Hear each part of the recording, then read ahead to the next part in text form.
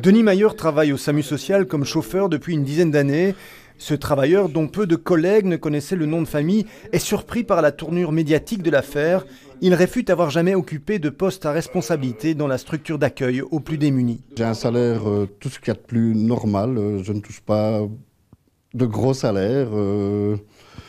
Voilà, j'ai à peu près le même salaire que tous les chauffeurs. J'ai mon ancienneté, mais j'ai le même barème que les chauffeurs. Denis Mayer n'aime pas beaucoup parler de sa famille. Il regrette les termes utilisés dans les médias au sujet de son frère aîné, même s'il se dit scandalisé par les rémunérations perçues au sein du conseil d'administration. C'est assez grand que pour lui se défendre. On savait qu'il y avait un conseil d'administration. Forcément, je savais qui était dans le conseil d'administration.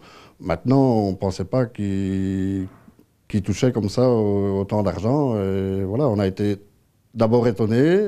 Et puis ça a vite fait place plus à de la colère. Denis Mayer regrette les amalgames autour de son nom. Il estime ne jamais avoir été favorisé. S'il est là depuis autant d'années, c'est parce qu'il se donne à 100% quotidiennement.